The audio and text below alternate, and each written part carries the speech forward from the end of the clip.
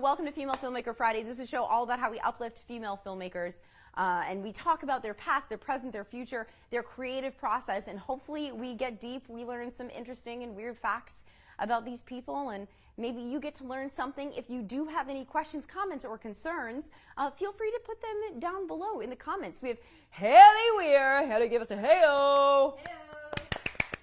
That's Haley Weir. We have Haley watching the comments, so she will let us know if you guys have something to say, and we want to hear it. So if you have questions today for Roxy Shih, is that right? If you have questions today for Roxy Shih, let us know in the comments below. Also, I took oregano oil this morning, so I might burp a few times, so I'm sorry. Just ahead of time, I need you guys to know, this is going to be a crazy show. Without further ado, I'm so excited to welcome on to Female Filmmaker Friday, Roxy Shih. Woo! Hi.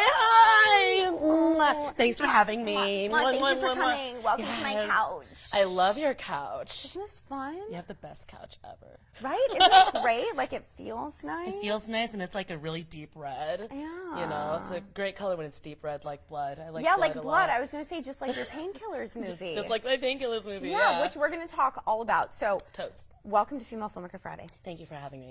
So, Roxy's a filmmaker. She is fantastic. I can't wait for you guys to get to know her. I can't wait to get to know you a little bit better. Okay. So we met fairly recently. Yes. But I'm pretty sure we've known each other for lifetimes. Yes. Right? Doesn't it feel like it that? feels like that, like an instant connection. Yeah. That one can do. It comes very rarely. And you know? have to hold on to it when it does come. I do want to, something that we didn't talk about in the pre-interview, I do want to ask you about your tribe. Oh, yes. Yeah. Okay. Yeah. Okay. And she did a film called The Tribe. Yes, exactly. So without further ado, we're going to play this game first. Are you familiar with this game? No, what is this game? This is a game. We get to play games. This is a game called Lightning Round. So you're gonna see one word. Don't look at it ahead of time. Oh my God, okay, sorry, I really want to. You're gonna see one word. Okay. And you just say the first thing that comes to your mind. Okay. Doesn't matter what it is. Okay. Just say it, spit it out, and then we'll go to the next word. Okay. Okay, so this is like a warm-up, okay? Okay, warm up. Are you ready? Yes. All right, lightning round, go! Oh, upside down! It's a live show, guys. Here we go. Apnea. Okay. Jessica Roth. Ooh. B. Dark. Stupid. Lightning. Ooh. Me. Airplanes. Me. Roxy is a festival and a vampire. She's a vampire festival full of vampires, and I absolutely love it. Wouldn't that be so funny as a movie? It's like there's a festival for vampire visibility. You guys. Okay, so yeah, okay. We're going to write it. If you guys want to be a part of the production, let us know. We need some financiers. Yes. We need to stand up for vampire rights. The vampire community, they need to be heard. Okay, so Haley makes these cards, and she builds them based off of your past. Okay. So what do you think this is about?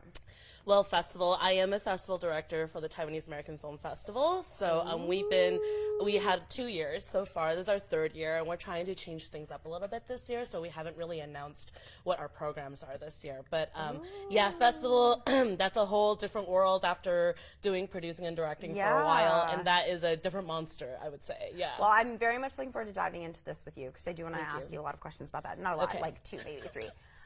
Travel. Travel. Haley, what is this about? No, it's not. Nothing's on the back. Nothing's on the back. So what do you think this is about, Roxy? Well, travel, I've traveled so much my whole life. You know, I've been, ever since I was born, like as a newborn, my mom said that she traveled the world twice with me. So I've always been on an airplane. So I guess I said airplane. I wanted to be a flight attendant, was my first dream job, because I thought there was something so beautiful about these women that just give you food and comfort. And like, while there's turbulence, they always sound so calm. You know, it's like we take them for granted a lot, I think. Like flight attendants, like as a child, you look at that and there's like, oh, it's so exciting to get to go to all these different places, and these women are just so confident, they're independent, you know. So that's like how I sort of saw it. Like, people laugh when I said that like my first dream was to be a flight attendant. I'm scared crapless of turbulence, so that is something that didn't work out. I know. And she won't even poo herself because she's crapless. I'm crapless. Doesn't even exist. Exactly. So well, and honestly, that makes a lot of sense because like I think a lot of filmmaking is you have to remain calm under pressure. Absolutely. And have to be able to calmly execute emergency situations. Yeah. Vampire? Vampire. Okay, well, this will definitely most likely align with Painkillers, which was my second feature that just released really recently. It's now available on streaming and on demand. Yay! And it stars Wait, the where amazing, on streaming? iTunes, Amazon, Vudu. There's a whole bunch more. What is Voodoo? I don't know. Okay, Voodoo. well, good. Well, guys, please, seriously, I went to the premiere of Thank you for Painkillers. coming. Thank you. And if you follow me on Instagram, I actually posted a picture from the premiere with Roxy and I this morning. So go and like it and comment that you watched the show. Thank you. The film is so fantastic. Thank you so much. Oh my God, you guys, please go and watch Painkillers. We're going to get into all of the metaphors behind Painkillers throughout the show. Yeah. Adam Haas. Huss, yeah. Huss. Yeah. I'm pronunciations. Adam Huss was so fantastic. Yes. What a powerful man. I hope you're watching, Adam. We love you. We love you, Adam. We love you. All right, next one is Fire. Okay, I do know what this is about. Fire. What comes off of fire? What are the little things? That trigger me when I see this word. Well, recently I've been really into astrology, so that's like definitely not what it is. Are you a fire sign? My natal chart does say that I'm half fire. I have a lot of Sagittarius in me and a lot of air, a lot of Aquarius, but I'm a Capricorn for those of you that are interested. Fire, what does this have to... Embers. Oh, man, I love this reaction. This is why we do this game. Wow, Embers. Yeah, Embers I made as a short of 2016. Like, I think I shot it like as an exercise shortly before I did The Tribe, my first feature.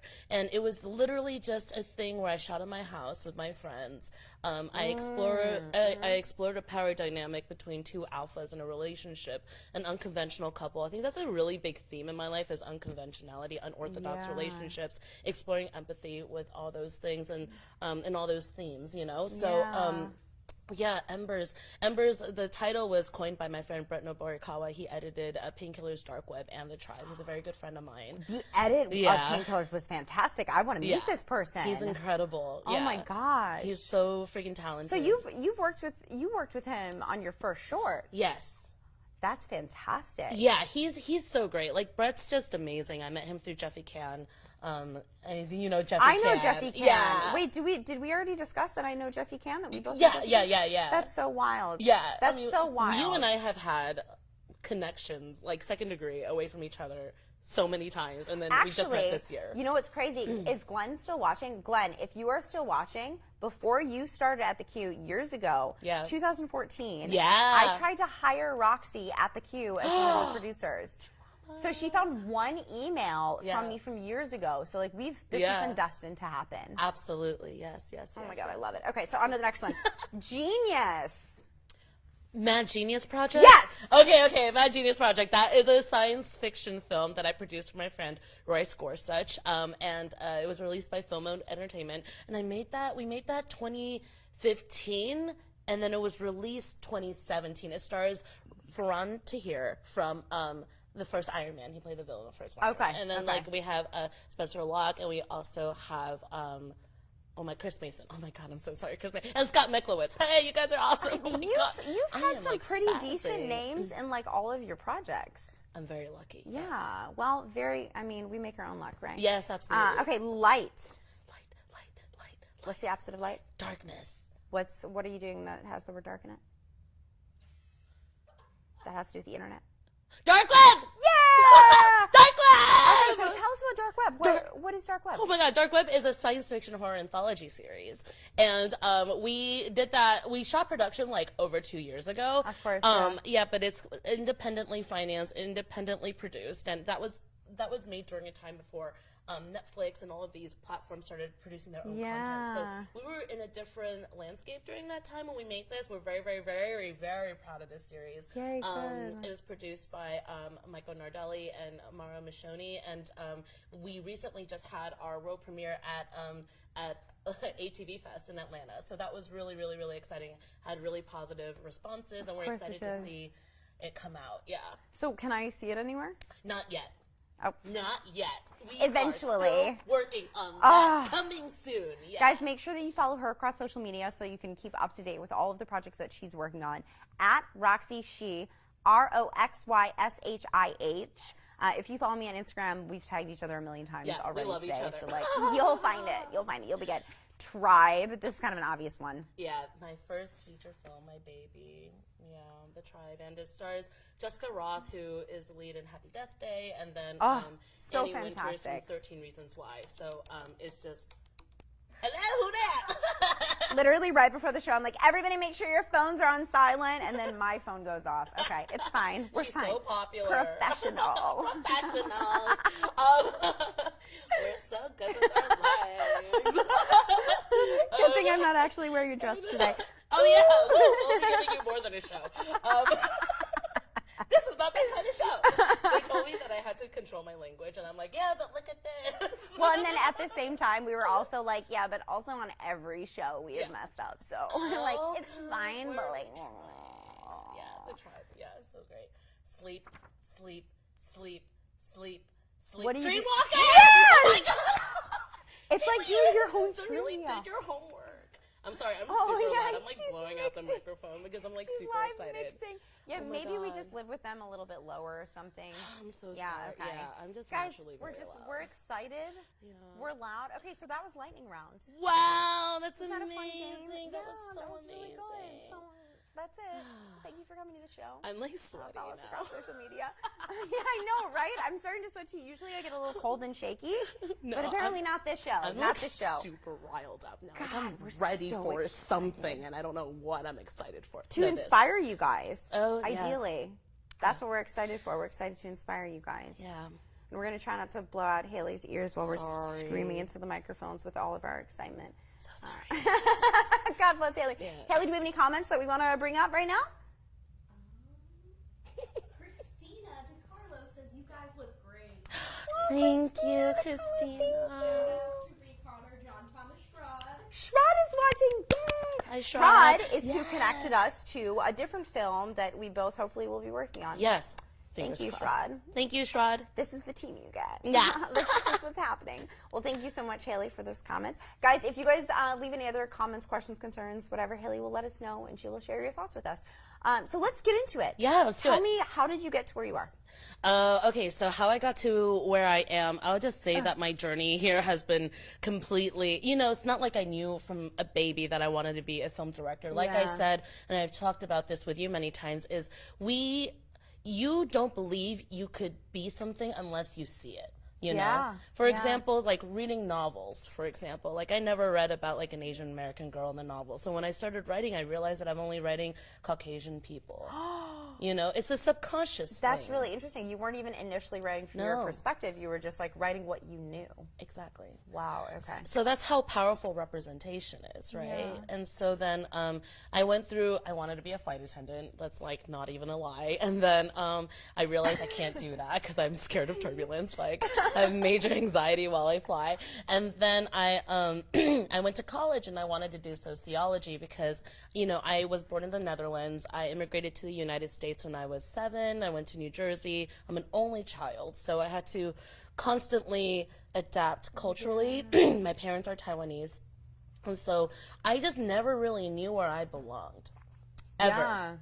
I've always felt like an outsider. And I've always wanted to fit in. And like no matter how hard I tried, I could never fit in. And then I started, when I graduated high school, I realized I'm just not one of those kids who could really love academia. Like I was drawn to dance, I was drawn to music, but still I'm like, what could I do? There was no example of someone who looked like me succeeding in those aspects. And so then I thought, well, I care deeply about the world. I keep deeply about like cross-cultural effects and like cross-cultural management, like why women are where we are and why gender affects, people's psyche and like how it affects our communication and why the world is. And so I go, oh, maybe I'll just, be a social worker, help people out. I consider myself quite privileged. Like, I have a loving family, we weren't rich, but like they gave me a lot of experience in like meeting people and like taking me to third world countries and like having me experience that. Oh wow, a lot of travel. Yeah, a lot of travel. Like they Wow. put their savings into that so that they could allow me to see, you know? Yeah. And then so I thought, how can I help the world? You know, something that is very close to your mission statement. How can we do more? And then so I thought maybe I could just study sociology, become a lawyer that way. I don't know. I hate reading. Become a lawyer? Yeah, like a social rights lawyer. You know, like just something in the world of that. And then I was fulfilling a course for my humanities requirement, and then one of them is take a Film 101 class, right? Yeah. And I went to UC Irvine, which is a theory school. It's not production. You don't learn craft. I still don't know how to do any of this. I don't know what f-stop is. I still don't know. Okay? I still don't know. Well, girl, I got you. Thank you. Well, you could do everything. Together we can. Together we can. You are the Jill of all trades, and I am just like, I feel, you know, like that's just, I'm the feelings person. And then so I was sitting in class one day, and the professor chose to show this movie called The Umbrellas of Cherbourg. In French, it's called Les Parapluies de Cherbourg, right? That's okay fine. there? Don't worry. Just a clip. Sick. And then Sick, bro. Love sick, it. bro. Love it. And then I watched this movie. It's completely in French. It's a musical. It was made in 1967 by Jacques Demy. And no one, you know, it's not like a famous musical. Like, actually, Damien Chazelle uses it as a primary influence for La La Land. So if you watch La La Land and you go back and watch The Umbrellas of Cherbourg, you would see that it takes great influence with it. The love story, everything. And I remembered watching that movie, and I was so absorbed in it, and then when it was over, I was a mess. I was in tears, and you know, all the other students were packing up their bags, you know, and they're just like, oh, yeah, I'm gonna go get lunch. Wait, what is this, freshman year? Freshman year, first year. Okay. Yeah, it was like maybe my last quarter, spring quarter. So I've been in school for like a year now, and then something really magical happened. Like I can't even begin to describe what it was. Like an out-of-body experience where the universe, you know, just sort of honed in on me, and I was crying. Everyone has left. I'm still in the lecture hall, and then I said to myself, how do I was like, okay, let me just make sense of this logically. Yeah. This man made this movie how many, 40 years ago? I don't know, you know, 40 some years ago. It's in a different language, right? There's music, everything is sung. It's so eccentric and so avant-garde, and here I am, a mess, like just so deeply affected by this one piece of work made so long ago. And I'm just like, what is that? Like, that's a form of magic, you know? And it's so powerful, and I still remember the way it made me feel when I first watched it. And then I said to myself, I didn't think about directing because I didn't. You didn't know. No, I didn't know. You don't know unless you see it. Exactly. Yeah. And I'm like, however you make that, I want to be a part of that. Like, I don't care what it is that I do, but I want to be a part of it. So then that planted a seed. I never let go of my soc major. I doubled in film theory and soc. And so, you know, after I graduated college, I was like, should I go get a master's? Should I apply for like film school? I didn't, you know, I just came up here, worked Craigslist jobs, you know, just trying to make connections, because I didn't have that film school connection. But I think regardless of what, if you have that will, if your intention is real, you will meet bad people, you will meet good people, and all of those are good experiences. They're all good experiences. Yeah. And so you learn, you know, like, I don't want to be that. I want to be this, and this is my tribe. And you have to go through the bad to find the good. Yeah. You have to. Well, and there's a lesson in absolutely everything, in every tragedy, and every downfall, and every challenge, and every obstacle, and every hurdle. There's always a lesson to be learned. And what I encourage people to do is that, like, you know, you might not have the lesson right now. It might come a little bit later. And that's okay. And right now the lesson might just be to just feel what you're feeling and to go through that. And as a filmmaker, your job is to absorb those emotions, right? And then give permission to everyone to feel, and that it's okay to feel this way. Because society has given us these hard variables in which they feel like we have to function a certain way in order to be a certain way, because they define the way that we see things. Everything that you see, once you start asking yourself and telling yourself, because it is just a fact, that everything is a social construction, and you start asking why, and you dare to dig deeper, that's when the world opens up. Well, let's go backwards just a little bit, because we had a conversation a little bit ago. I worked on the first Hunger Games, and Roxy said she loved the Hunger Games, and we talked about young adult stuff. Can you just talk a little bit about the importance of young adult projects, having that emotion. Yeah. Well, Hunger Games, 13 Reasons Why, like these are shows that are, you know, they go against the status quo of what we identified as young adult content before that. You know, like before there was just like Sisterhood of the Traveling Pants, you know, or like super light, like, super light. Oh, we're friends, pillow fight. Yeah, exactly. And it's like cool, growing, coming of age. And Harry Potter also, in the later series, you realize that they encounter more dark material. And it's all great stuff because it's supposed to give you permission to feel during a time when things are so intense and hormones are happening. Everyone's feeling black and white about certain things. You're in an environment. School is a daily environment where it could be very toxic. You know what I mean? And or you're going through certain points in your life. Not everybody has that white picket fence situation. A lot of us have struggled very differently. You know, like you lose someone, you obtain like a physical deformity, or you know, you get injured, and how does that affect your psyche? How do you recalibrate yourself that you're strong enough to keep going forward? So like shows like movies like The Hunger Games, 13 Reasons Why, that open up these conversations that yes, you are allowed to feel what you're allowed to feel at that age. Well, and this goes back to the conversation of representation. There's like emotional representation that needs to happen as well. Right? That I think young adult stuff actually enables. The Hunger Games and 13 Reasons Why, and these things that are a little bit deeper and darker for young adults, it enables them to feel. It gives them permission. And when they see it, they're like, oh, I'm allowed. I'm allowed to do this. I'm allowed to feel more.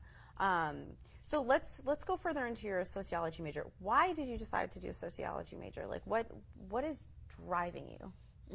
I think because I moved so much as a kid, and like every time it's a major change. Like the Netherlands, you know, I was born in Rotterdam, and then that was like a very, you know, sweet, you know, like innocent fairy tale upbringing. I was just living in a little cottage with my parents, and my like God. Super cute, you know, eating Gouda cheese. I'm like, you know what I mean, like speaking Dutch, and then immigrated to the United States, moved to the East Coast in New Jersey. Everything was very competitive over there. Every Asian kid was like a GATE student, IB student. Everybody got straight A's, and I'm just not that person. I'm just, or that sort of that weird kid. And then when I was 14, I moved to California, which is another major shift because everybody already had their friends groups. You know, I am that weird kid from the East Coast. I had green hair, braces, purple lipstick, you know, and they just couldn't put a label on me. People just don't know what to do with me. And so I had to adapt all the time. And so I think it was interesting because at a young age I started asking the question why, you know, like why do people treat others like this, or like why is it that when you're different they try to put you into a corner. I feel very intensely about things. I love playing music, I love dancing, I love anything expressive. It's always been innate in me. And then also talking about like my Taiwanese culture, being taught to be a part of a collective rather than celebrating your individuality, especially when you're a woman. You know, it's like marry a man who will take care of you, or like, you know, these narratives that are like, well, okay, if I follow this course, it's supposed to bring me to happiness. You know, so then why? Why is the question. Why? If you dare to ask what why. of me is that fulfilling? Absolutely. Is that societal construct fulfilling? Absolutely.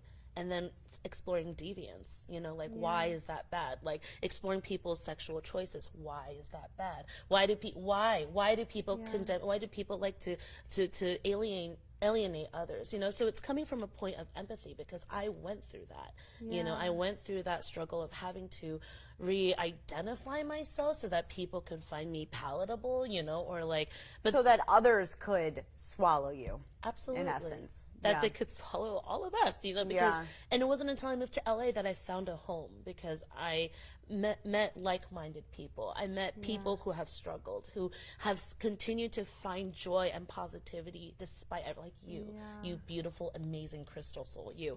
And, you know, like, and so, you know, when I first met Kathy Sue, you know, I said, a woman who is like this, a woman who is like you, who is so generous and compassionate and immediately trusting and giving, just so giving. I'm like, nobody is like this without going through a lot of pain. So sorry to out you on that, but no, you know. I'll talk about the pain all day and all night, because once you go through it, number one, it fills your toolbox with different things in different ways. Like I've experienced probably 15 to 25 deaths in my life.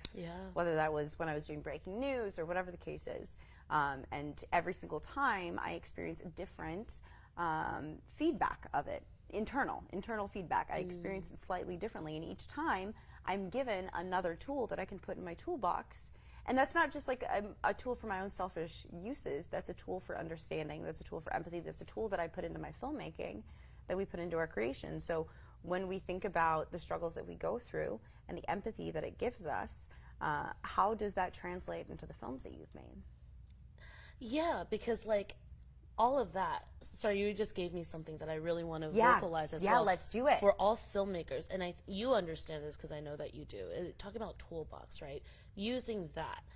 If you ever have the privilege, understand directing is a privilege. Yeah. It is not a right. Even if you feel like you've earned it, whatever, you being able to tell a story is a privilege. So you need to make sure that you're responsible with what you're saying. Using the elements in your toolbox, I'm connecting all this, the toolbox, like what you've been through, all that stuff, understand that whoever's watching your film or your work or your series or whatever will be influenced by it. Yeah. That you have responsibility to the future of whatever it is that you're making. Just like the way that Jacques Demy had an influence on me when I was 19 years old watching The Umbrellas of Cherbourg. You know, it's like this toolbox, yes, but in the end, even if you're using your film as a way, as a therapeutic mean to absolve what it is that you're going through as an artist, and, you know, people take away different things from it. Yeah. Realizing that you're creating effective change.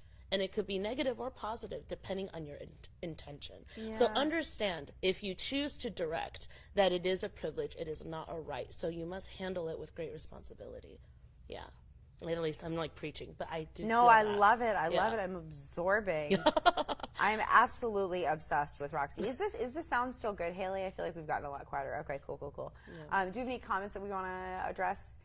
So guys, if you guys are just joining us, hi, welcome. This is Female Filmmaker Friday. We have the wonderful, amazing filmmaker Roxy Shih right here with us. Hi. I'm so grateful. We're here inside of ReKon Studio, part of ReKon Productions, a local Culver City company. If you guys need production services, a budget made, studio rental, equipment rental, so on and so forth, feel free to hit us up. Speaking of which, real quick, another strange connection. You've been here multiple times and we haven't met. Yeah, you know. What were the projects that brought you here to ReKon? I always miss you. I never saw you. That's so wild. I get a lot of my DCPs done at Simple DCP. Oh, perfect! I love it. Shout out Simple DCP. Simple DCP. So I would come here to pick up DCPs, and then also I was here for a casting for Healthy Hannah. My friend Stephen Kung, who is an amazing director, love him. He writes on Dear White People, and he was the one who moderated my Q&A.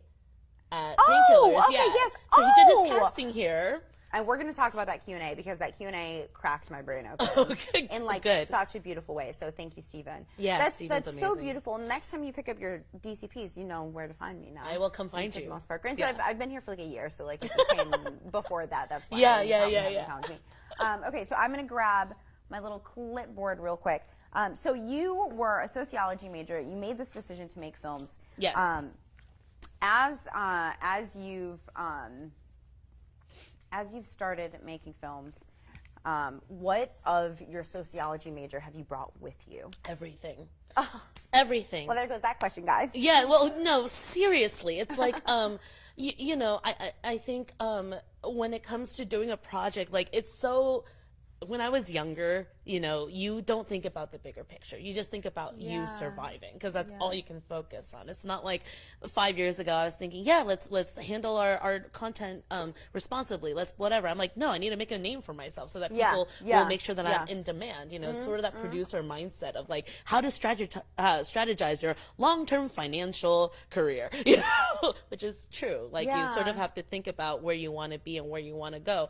And so then my father was telling me you should go into commercials or do ads, you know, and then in Such a cold world. it's crazy. The commercials and advertising, it's very cold. It's very cold, and there's a lot of, you know, chefs in the kitchen, and, you know, you're just trying to maintain your perspective on things, and you're like, this isn't for me, this is for them, and it's not really, it's a product, you know what I mean?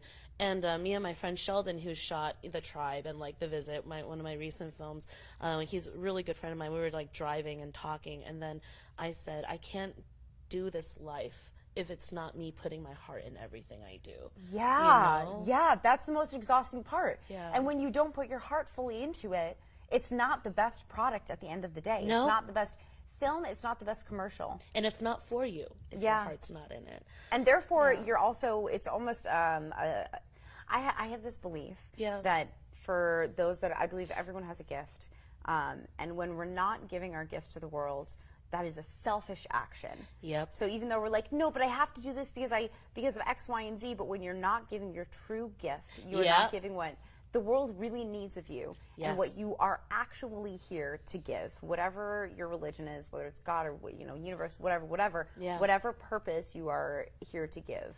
What do you think your purpose is? What do you think you came here to give? Recently I had an awakening. Like, I keep having awakenings, but I think that, like, the more that you go on this journey in life, if you're open to things, you just always be open-minded. Like that whole thing about, like, keeping to a path, my 3-year plan, my 5-year plan. I mean, yes, keep it visible, but, like, be open to how you're going to develop, how you're going to grow, because if you don't, you're going to remain stagnant, and that's the most terrible thing to do, is to never grow and to never understand unlocking all the potential, all the beauty inside of you and what you could give to other people. You could give to people in so many different ways. I never thought I could be a writer. It took my producer last year, one of my producers, I love her, Teresa, was like, you can do this. I'm going to drive you to a coffee shop. We're going to sit down. We're going to outline your feature, and you're going to do this. And within a month, I was able to spit out a draft, But, like, it's just your tribe is so important. Like, the people you surround yourself with is so vital to your mental health, to your spiritual health, to whatever religion. Like, I don't care about what religion you are, but you have to listen to your voice. Like, if it's pulling you somewhere, be open to it. Don't be stubborn, because after a certain amount of time, if you keep telling it to be quiet, it will stop talking to you. And then it'll be so hard to hear it. Yeah. Actually, that's in the past couple of months, I've been trying to hear myself better. That, like, that deep voice that's like, where's the path for me? What is the right direction, right? Yeah. Because so much of my career has been spent doing things like commercials and product things that haven't been true to me. And I realize that when it's not true to me, I'm not giving it my all, and it's not the best, and I end up not being proud of it, and I don't want to share it with anyone, and then it truly doesn't do the best. And to this day, one of my favorite projects I ever did was this music video where the musician said, Kathy, so just do whatever you want. And it was just a backyard of the Alchemy Castle. Shout out Andy Stack. It's the backyard of the Alchemy Castle. It's one of the most beautiful things I've ever shot, and to this day, it's probably one of my top 5 projects that I've ever done, out of the 1,000-some projects that I've done, that I'm still proud of. And that was with a crappy little camera, shot in about an hour and a half, but because I was fully there, it was my whole entire heart. And not only did the artist give me permission, I gave myself permission. Yes. And that was the important part, because there can be commercials and there can be products that you shoot things for that you can get into and you can give your heart. So it's not necessarily that, hey, do a commercial for this roll of duct tape, right? And like, oh, well, I don't care about duct tape, so my heart's not going to be in it. But if you come up with a concept that your heart is in, you could make an amazing commercial about duct tape. Hell yeah. You know what I mean? Sorry. Yeah. I think hell is fine. Like, it's like TV rules. Oh, okay, you know okay. 666. Some of that, 666. I love it. Yeah, we're working on it. We're working on it. Oh my gosh, I'm so excited. I feel like we have so much to talk about, so I want to make sure that we get to everything. Okay, so let's talk about the Taiwanese American Film Festival. TAFF.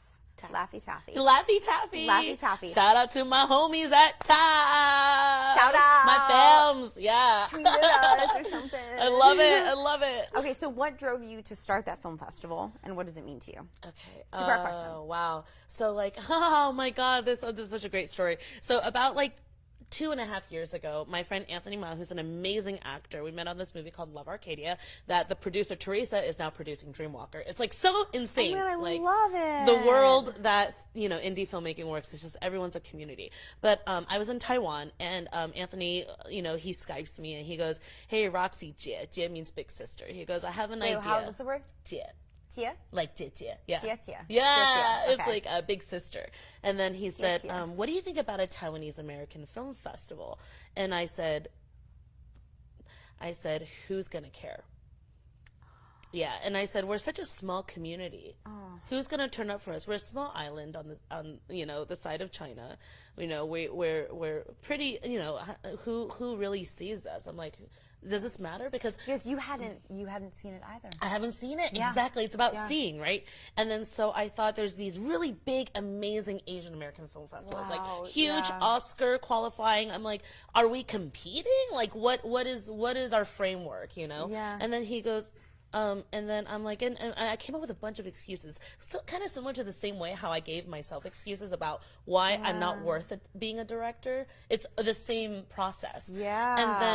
And then Anthony told me, he said, Roxy, when you were starting out, don't you wish that there was a community that you could go to? Don't you wish that there was mentors that you could ask questions? Don't you wish that there was somebody when you were feeling lost that you could just call up and be like, hey, like I need this, like, can you help me? Or like direct me to somebody who can help. And I go, yeah, of course I did. It was freaking hard, trying to build this all by myself. And then he goes, I don't know if you realize this, but you've become that person. I want to meet this person. Oh, Anthony's amazing. I yeah, love him. I love him. And that really shook me. Yeah. And then he basically in that one sentence just made me realize how much I could give now. Because still I was you don't have to wait until you feel as though you're the expert in the field. You can give starting right now. Yeah. Yep. And all of us, Yeah. and it's like you and I were talking about validation earlier, feeling worthy enough. Yeah. Because it's like we always felt like we had to prove our worth, always. And it's not good enough. We're not good enough. Yep. But then and it's really just that it's the first layer of voice in your head, and like what you have to get to is you have to scrape away that voice, and you have to hear what's really going on deeply underneath. Absolutely. That like that conscious anti-voice is shutting down, but really everything is right there. And honestly, I think that a good piece of advice for anyone out there is do your best to always be a mentor and have a mentor. Yes. 1,000%. Yes. 1,000.5%. And your mentors can be, I consider Roxy a mentor. Yeah. Right? And like we're around the same age, we're like around the same experience level, but I still consider her a mentor. And I'm actually part of Young Storytellers. Have you heard of Young Storytellers? No. So Haley and I both are part of this amazing project called Young Storytellers. It's a nationwide thing where we go into elementary schools and we're matched with one student, and we have that student for 10 weeks. And we teach them how to screenwrite, how to write a script, in essence, or a 5-page script. That's And beautiful. at the end, they have a 5-page script. Yeah. So that process, like Haley is also at the very beginning of her career, and she still is being a mentor right now. And the process of learning how to be a mentor and figuring out what it is that your mentee might need and what you have in your toolbox. We're going to do a lot of circles today. We're going to hear a lot of stuff. We're bookending everything. It all ties together. It does. I want to get back to the Taiwanese American Film Festival. Oh, I want to hear why it's important, why it was important for you to start it, what the feedback was from the community. Yeah. Oh my God. So we didn't know what to expect. We were just like, all right, for our first year, we're just going to do 15 shorts and like one closing feature because there's like barely Even any. That's pretty ambitious. That's really ambitious. Yeah. We're going to get shorts from Taiwan and the U.S. and we're going to showcase Taiwanese American culture, Taiwanese culture. How is it different? Trying to bridge the two communities to start a dialogue with each other. And also we encourage like filmmakers who are not part of the community who have films about Taiwanese culture to also apply and submit their films to us. And okay, so it wasn't necessarily like you have to be a Taiwanese American filmmaker. No. It just something touching on the culture. Absolutely, on the culture. And then we had like 100 submissions our first year, and we were just like, wait, how did you? I know. Wait, did you guys? What year was this? This was 2017. Okay. Wow, that's fantastic. What did you guys do for marketing of it? So I have an amazing marketing director. Her name is Leanne Chen. She is a genius, and she's a genius. She's a genius. She's so freaking good, and she's like one of my best friends. And like we get wine every week together. And she's brilliant. Like we took a lot of time in our design, in our voice. Like what is Taiwanese American voice? Like how are we different from Taiwan as a country? And like millennials over there, like their movies, their films are so different from what we're making. And there was like a clear girl, there's a clear distinction. Like Taiwanese filmmakers are just like very slow about humanity, the rural life, you know, food, the not speaking, very action based. And like here, Taiwanese Americans, we're just trying to fit in. So it's like a lot of our stuff is very VFX and like very spectacle, very flashy, because we're trying to fit into Hollywood. We're trying to fit into like what we want. We want to fit in. Yeah. Just sort of my narrative when I first moved to the United States, I wanted to fit in, and that was where that immigration narrative, that like cross-cultural narrative starts coming in, and I realized that I'm like, oh my God, you know, like there's so much that is being reflected in what's currently going on in our identity. Yeah. You know, that's in through this artwork, and so like our closing feature the first year was who was Arthur Chu, which went to Slam Dance, and then and it talked about, you know, a Taiwanese American like Jeopardy genius who like was winning everything, but then he got slammed because of it, you know. And then our second year, which was last year, like every year we sold out. We sold out every event. We sold out our panels. Our panels last year was, our panel the first year was about Taiwanese Americans in the industry. So we have like writers, actors, you know, who work on big TV shows, like come and talk to us who are part of the community. Last year, we want to expand outside the community because it's not just about us. Every community that is underrepresented and marginalized, we align with because we're underdogs, you know? Well, and also I think that there's Yeah. something really important in learning about other people's perspectives. Yes. We recently met with a writer who had just finished writing a trans story and then a woman story. Yep. And he's a cis white male. Yep. And we asked him why these stories? And he said, well, I can write about my own perspective, but what am I learning from that? And he wanted to write from other people's perspective because that forced him to go and have these conversations and say, what is it like being you? Yeah. What is it like? How are you feeling? Yeah. What is this? Is this voice proper? Because I don't know. Yeah. So to bring in other people and say, hey, this is our culture. What do you guys think? Let's have this discussion. Let's open up and learn about other people's perspectives. So like, yeah, and we had a deep discussion about identity and filmmaking and representation. And when it comes to, you know, you don't have to write scripts that are only Taiwanese Americans. Yes.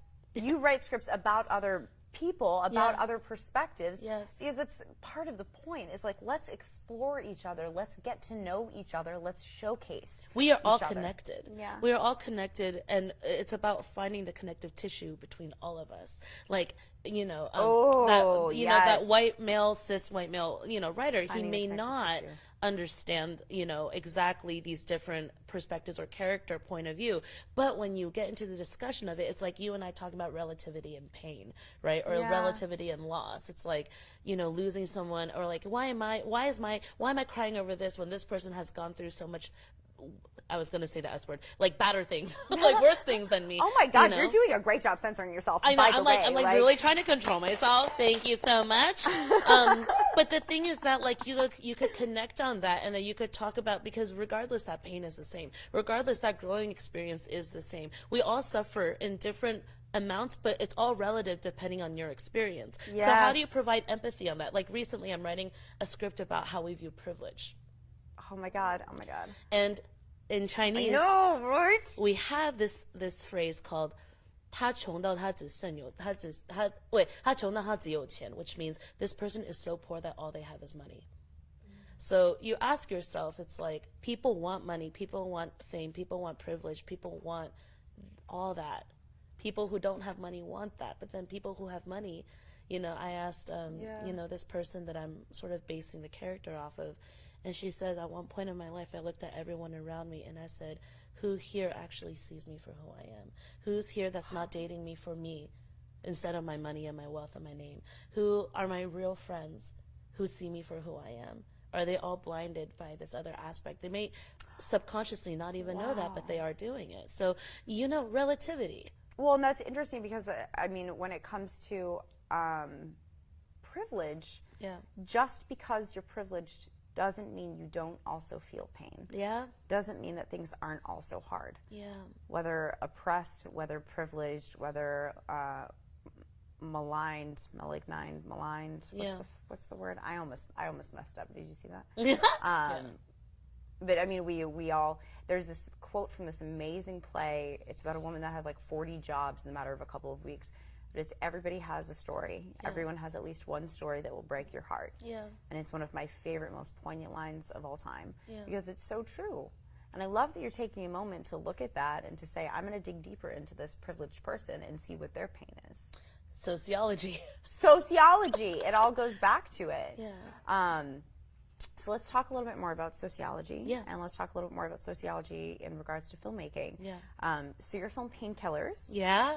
Which please go and see it. It's on Amazon Prime. Oh, also, do we have any comments that we want to share? All right, guys, throw some comments down. Love me. Say hello. Say, how are you, Roxy? Say, I just followed Roxy on Instagram. By the way, if you just joined us, welcome. We're here. It's Female Filmmaker Friday. I'm your host, Kathy Sue Holtorf. You can follow me on Instagram at KathySue17. You can follow ReKon on Instagram at ReKon Prods. You can follow Haley Weir on Instagram at Haley Weir. HAILEYWEYER, right? Woo! Great. So welcome. We're inside ReKon Studio, local Culver City company. We're here with Roxy Shih, amazing filmmaker. I want to talk a little bit about Painkillers. Yeah. During the Q&A, and I do want to eventually transfer to how that affected when I read my next script. Yes. Which was madness, and it was because, I mean, I think deeply about films all the time, but there was something about Painkillers and the Q&A afterwards. Guys, if you go to a premiere, stick around for the Q&A. Even if you know everyone that's involved, stick around, ask a question. You never know what kind of answer you're going to get out of it. So, Painkillers. When you first read Painkillers, wait, who wrote it? Did you write it? Jill Doust. Okay, yeah, I didn't think that you wrote it. Jill Doust. Okay. When you first read it, how did you read it, and how did you get to the final, actual metaphor? Yeah, so I was really drawn to the script of Painkillers because it's really grounded in our reality. It's a vampire film that's not a vampire film. Yep. It's just using it as a mechanism to sort of like sprinkle on some genre, like elements. It's just to make it appealing. Like, how do you present this idea in sort of a palatable, exciting, fresh way? So for me, I love taking risks with my filmmaking. I don't want to make anything basic. I want to take a risk and challenge myself and be like, if I were to present something differently to the world, how would they receive it? Would they be okay with it? It's not a stereotypical vampire film. Yeah. How would the audience receive it? Well, and it's hard to make a genre film and have it not really exist in the genre. Exactly. It's more how dramatic. do you sell that? It's more and that's we had difficulty in sort of like the sales point because it's like, how do we brand this? How do we put a label on it? You know what I mean? And so then, but I was just so glad the producers came to me with it, that they were on par with sort of taking a dive into this sort of like hybrid like genre film. And I was so excited because I had to deal with grief, and it talked about like what were we willing to do to make the pain go. And I started thinking about loss, and I started thinking about like how we always regret something that we did or said before we lose somebody unexpectedly, and then that sort of translate into this. Wait, sort can you of, give them a little bit of background, just like what the loss is that you're experiencing in the film? Oh, sorry. Thank context. you. Thank you. Context. So the movie's about this the surgeon, John Clark, who's played by the amazing Adam Huss, who gets his kid killed in a car accident, and then that's a very important sentence. Who gets his kid killed in a car accident? Absolutely, yeah. I mean, you just summarized his guilt. Yeah. In that one word. He was rushing back to work. Yeah. And his son suffered the consequences. So he develops this paranormal PTSD. So PTSD, I think a lot of us can relate to it, or you have this past trauma that you've sort of just like layered and just like, squeezed down and don't ever want to confront it. Yeah. And then so this PTSD is abnormal because it comes in the form of intense internal pain, and he loses his motor functions. And as a surgeon, he's shaking, and he loses his job. He loses his sense of self. He loses, and then he's living with this deep, deep guilt. And this guilt is what triggers, this intense internal pain. So then the only thing that could absolve this pain, like temporarily, is by drinking fresh human blood. And he's a surgeon, So then it talks about a man of morality, a lifesaver, like someone who's there to like save lives. And suddenly it's like, what is he willing to do to make his pain go away? And then when I was doing research, looking through like the 5 stages of overcoming grief, like what, feeling like you're on this journey on your own, and at some point it's like yes, maybe I do want to numb myself until it goes away. Yeah. And then it's like having these conversations about like addiction, you know, like, are you willing to just not numb yourself anymore? Are you willing to just, are you willing to live with it? How are you going to live with it? You know what I mean? So that's where that conversation stemmed from. So reading the script, it opened up this whole conversation, this dialogue. So that's why I wanted to do it, because I said, whoa, there's lots to explore here. Character-wise, and also in terms of like the world, how we heal from our pain and how we deal with our grief. And what are we willing to do? Well, and what's interesting is that like there's Madeline Zima, Zima. Madeline Zima from Californication. Yeah. And what else is she in? Twin Peaks and The Nanny. Twin Peaks and The Nanny. Yeah. She also experienced the death of, like, she plays the wife. She also experienced the same death that he did. Yeah. Right? And it's so interesting to watch these two characters experience it very differently. Yeah, and you know, and it's so interesting that you say that, because Painkillers is the first feature that I've done that's male driven. Like, oh, you know, yeah. And like when I read the script, I was like, but how is she feeling? How is she feeling? You know, because like as a woman, I naturally like go towards that character. But then working with Adam was great, because then I got to understand that male perspective, you know, like bookending it with like, you're not a white man. Yeah, I'm not a white man. But funny thing is, so like with Madeline, you know, her character, like she had to be strong. She was so strong through the whole thing. She carried her own guilt and burden on her own, her loss on her own, while he went through this thing, being selfish a little bit, you know, because he believed he was the sole carrier of guilt. Right. Yeah. And so it was interesting to sort of like explore these two character arcs, you know, separately, you know what I mean? And how do they tie in together? And when does he realize that he might actually lose her? So it was, I just love filmmaking so much, because you like talk to actors and you like dive into the script and you continue to like unveil.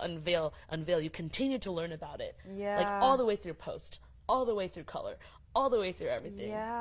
It's a brilliant, amazing process. Yeah. Well, and at the end of the day, guys, I think Roxy and I both believe that filmmaking is this beautiful study of humanity. Oh, yes. It really is. It's and I posted an article on Medium not that long ago called Terrified, Thrilled, and Inspired. It's about my life as an AD. Oh, when I saw that. It's brilliant. There's this one sentence in it that like I will never be able to get out of my head, because it rings so true. Because, you know, when we write, we just channel it. It ends up not being our own words. It's, you know, it just comes through. But that filmmaking is, in essence, captures the anthropological intricacies of human existence in that moment, whether or not you are existing in 2019 and you make a film about the Civil War. That film about the Civil War that you made in 2019 is a representation and a reflection of society, of humanity, of perspective of 2019, even if it is a period piece. Absolutely. So when it comes to like the grief, if you had made Painkillers in the 1980s, it would be very different. Yes. Right? Because like right now we're also having the discussion of men being able to feel more. Yes. Of male vulnerability. Yes. And Adam Huss in this film, oh my God, I would give him an Oscar if I could. Oh, that's like so his, sweet. Like Adam, do you hear that? Oh my God. It was truly so fantastic. And when we all went to the bar after the premiere and we had a very deep conversation about it, and I'm blown away by the way that you and he worked together, and by what was brought out during that process. Yes, I know. So if I have a few more, I want to make sure that we get a few more questions in.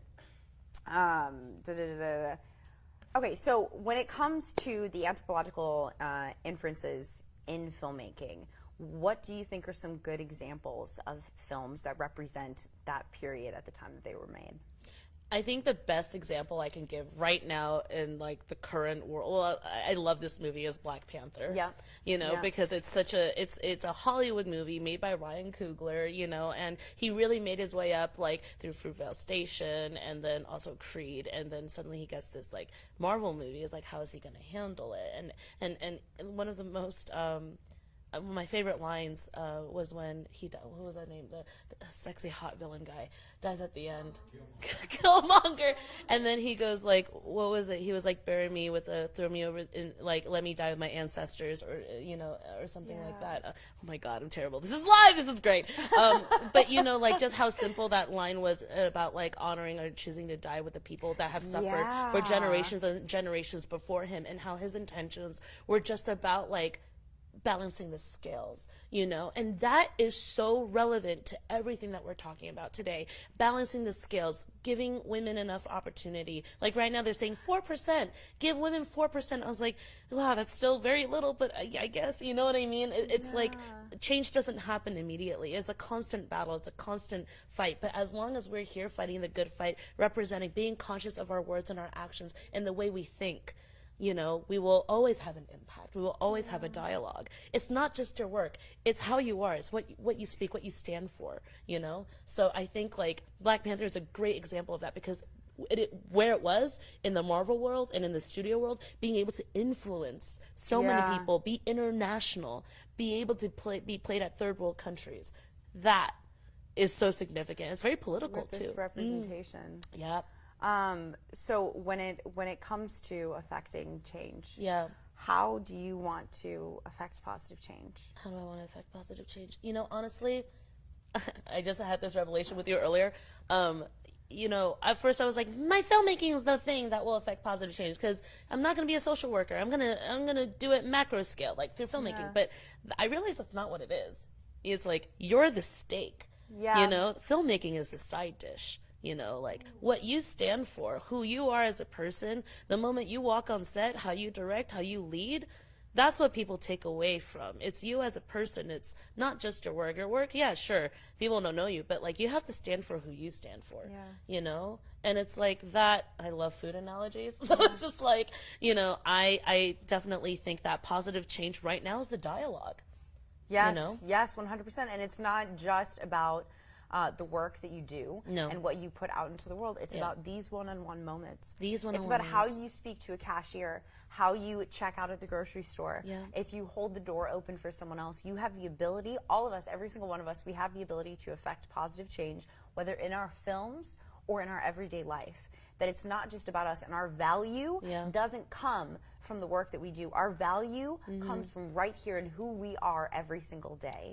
And our filmmaking is just a reflection of that. If you're a POS, I'm sure you guys know what that means. I don't need to say it, but if you're a POS and you make a great film, that's fantastic. That great film will affect, maybe 1 million people.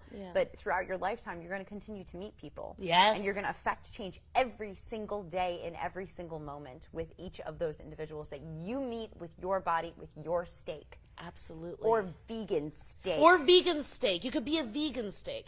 Because this industry is very hard already. People will say things to cut you down, and you need to have thick skin. But it's like, as long as you take care of your steak, make sure you're good medium rare, that you're not rotten steak. You like it medium rare? Oh, yeah, just a little bit extra juicy, because I'm extra juicy, you know what I mean?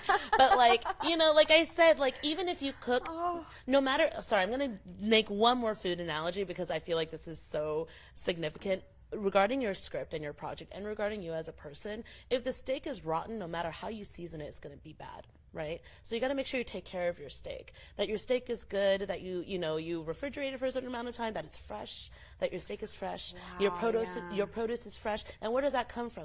It comes from how you see things, how you think, how you speak, who you choose to spend your time with.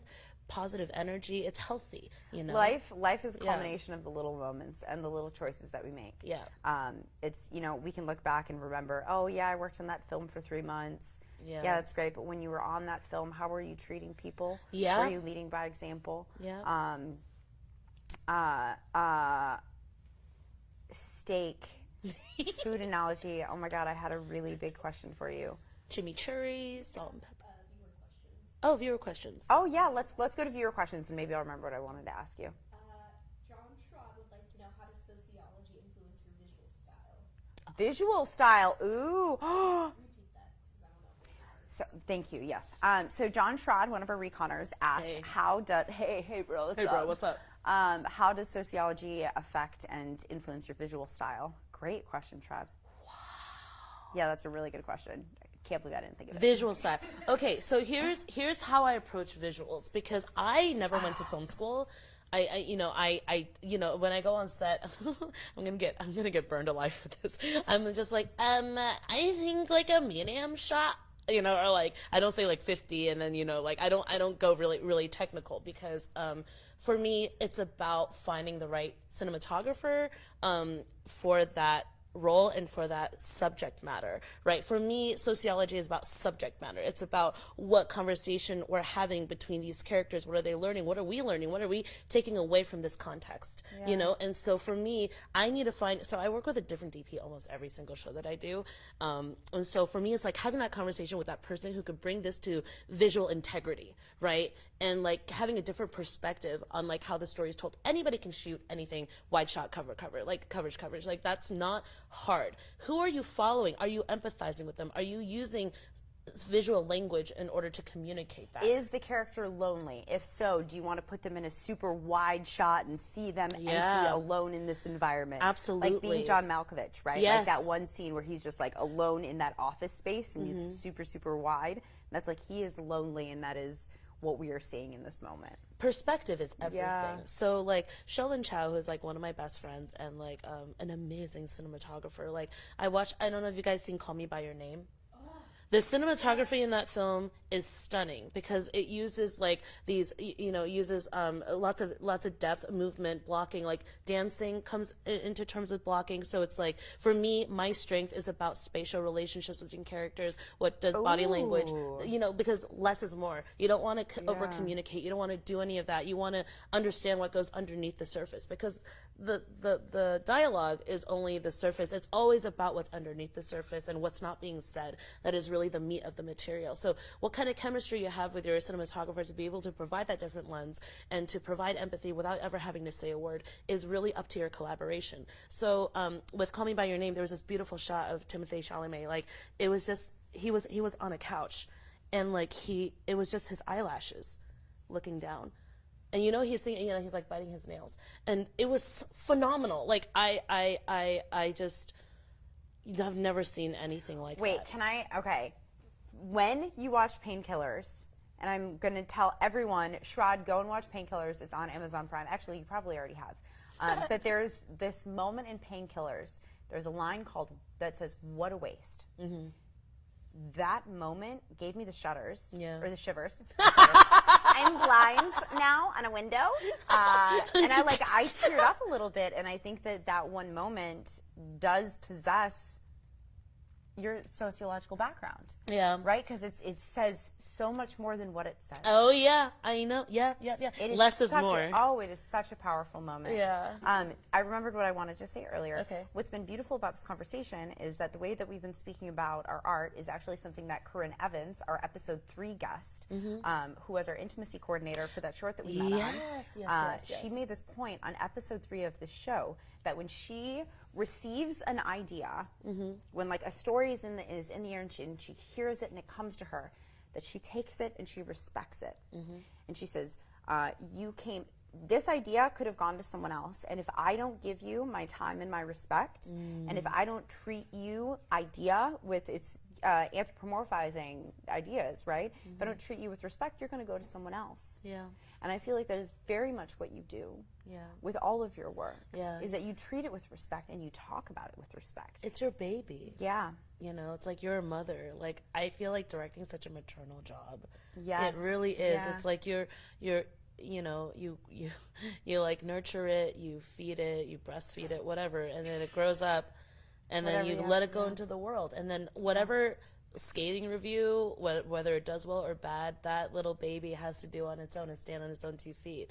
You have no control over what happens. Yeah, and like after you can't even tell it. You can't even tell it like, I want you to be this. Nope. Like, it becomes what it becomes. And Absolutely. I'm sure you and this editor that you've worked with multiple times, like as you're going through, especially a feature, it's going to change. Oh, yeah. Quite a lot before you get to the final. Morphing. Just like a kid, and you're going to discover new things. Yeah. And suddenly your kid is good at softball, and you're like, oh, holy shit, didn't realize you were good at softball. Exactly. Like, guess we're doing softball now. Like, whatever. Okay, so we do need to wrap up. Are there any other questions that we talked about that I mean, I have a million other questions that I want to ask you. But honestly, guys, I do think one thing that we will probably do is I want to have quite a few of the guests back for a one-on-one interview that we'll actually like shoot, and it won't be a live show, so that we can dive a little bit even deeper into some of these things. Because your perspective is so interesting. So after the Painkillers premiere and after the Q&A, when Roxy was talking about the metaphor of dealing with loss, we then both got to read the script, and a script that Shrad shared with us. Thank you, Shrad. Thank you. And thank you for thinking of me. Yeah, this was so funny. So Shrad, I'm a director and a producer as well, and Shrad reached out to me and was like, hey, do you know any female directors that can do like a thriller or feature? And I was like, oh my God, let me tell you about Roxy. She is amazing. It was like the day after your premiere, like 2 days after, and I just was like flying high on like Roxy-isms. Just like, I'm obsessed with this woman. Like, I want to support her in everything she does. It's like, I forgot about myself. I've been directing for a very long time, and I just like, oh, but yeah, no. The one that I know is Roxy. I didn't up to anyway, long story short. So when I opened that script, I thought about Painkillers, and I thought about that's loss. You know, that's Painkillers is, you know, it's about loss. And where's the humanity in it? And I think that we are given this gift and this opportunity to showcase depths of humanity that just don't exist in other mediums. No, we're very lucky to be doing what we we're are doing. very lucky. Yeah. And so we have that responsibility. Yeah. You know? So we have to respect our ideas. Yes. That's where the respect the ideas thought came from, is you said we have this responsibility to take care of our steak. Yes. Right? And I was like, yes, and we have to respect those ideas and tie it into episode 3. Anyways, so we are the circle. We just went full circle. Guys, thank you so much for joining us here today. Roxy, do you have any words that you want to share, or any shout outs that you want to give, any words of inspiration? Oh, it's like words of wisdom. Shout out to my TA Film Festival peeps. What? And also, anyone tuning in, thank you for watching. I just really want to stand by and just reiterate what I said before. Take care of yourself first. Our objective in life is to be good to ourselves and be good to others. And I think that, like, you know, filmmaking is great. I know a lot of people, you know, associate a lot of other things tied in with filmmaking. Most of it has to do with validation and fame. All of that is not worth it. I mean, if your intention is there and you have willpower, then the universe will help you manifest it with the people around you. So just keep doing what you're doing. Don't give up. Know that it's for you and it will happen. Thank you so much. And trust yourself. Trust yourself implicitly. Listen to that voice inside, because it'll get louder, and if you don't listen, it'll shut up. So you don't want that. You do not want that. Life will be terrible if that happens. So thank you guys so much for joining us here on Female Filmmaker Friday. Please follow Roxy Shih, RoxyShih. Haley, you can put it in the comments. She probably already has, because she's amazing. Make sure you're following ReKon Prods on Twitter, on Instagram. Retweet. I'm sure Haley's been live tweeting this entire time, because she always does, and she's amazing. Go and follow Haley on Instagram, because this show legit would not be possible without Roxy. Also, shout out to Steven. We do have one man working on this show, so don't worry. Representation. Yay, inclusivity. Inclusivity. Yeah. Yay. Like, don't follow Steven on Instagram. Now people will follow you on Instagram. Anyways, guys, thank you guys so much for joining us. Our next show will be in 2 weeks. We'll probably have some highlight reel up before then. Again, we're here inside ReKon Studio, a part of ReKon Productions. If you need production services, if you need studio rental, equipment rental, if you need help creating a budget, if you need some advice, give us a call. What is the phone number? 310-774-3555. Killing it. Shout out Taylor. Shout out Puff, yo. Dude, what? I feel like we should give her a gift. Taylor Weir, thank you so much for being so much better than my siblings, who I asked my little brother if he watched an episode. He said, yeah, I mean, I saw like a minute of it. I'm like, dude, there have been like 7 episodes at this point. Like, watch 5 minutes. Jeez. Major shout out Taylor Weir, and shout out to Haley's mom and dad, because they both tune in. They both ask about the show. Shout out to my mom. Debbie, you're awesome. Well, mom, you're mom to me, but like, I want to be clear who I'm talking about. We love you guys so much. Thank you so much for coming on the show today. Thank you for having me. This is so cool. God, this could be a 3-hour show. It could be, yeah. Anyways, that is all from us. I'm your host, Kathy Sue Holtorf. Thank you for watching Female Filmmaker Friday. Follow me on Instagram at KathySue17. And as I say at the end of every single show, have courage, be kind, walk through today with a positive mind, and get outside. I love you. Bye! Bye!